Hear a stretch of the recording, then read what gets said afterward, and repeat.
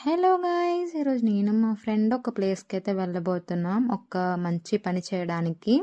మేమైతే క్లాస్‌కి వెళ్ళలేదు. అటెండెన్స్ అయితే ప్రొవైడ్ చేశారు.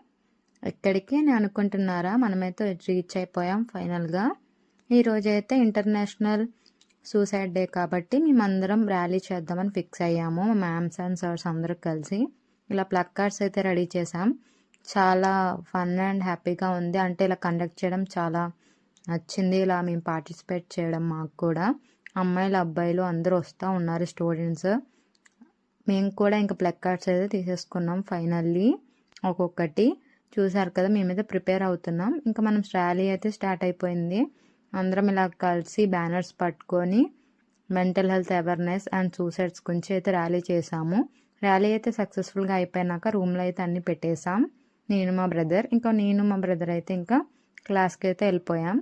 మనమైతే కాలేజ్ అయిపోయాక ఈరోజు ఈవినింగ్ అయితే నైట్కి డాడీ, నేను, మమ్మీ, తమ్ముడు కలిసి షాపింగ్కి అయితే వచ్చాము కార్లో.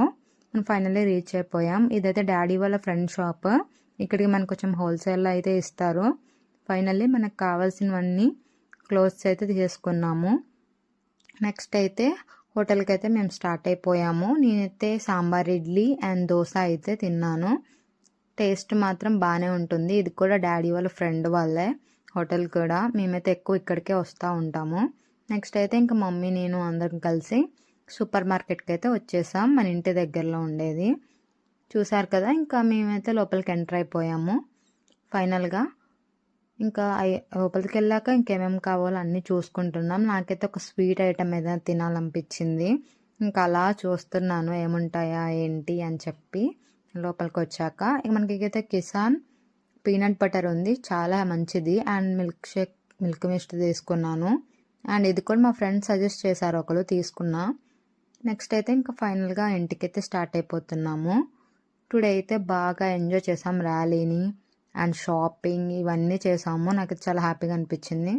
ఇంకా ఫైనల్గా ఇంటికైతే రిటర్న్ అయిపోతున్నాను. ఈరోజు డే అయితే చాలా బాగా గడిచింది.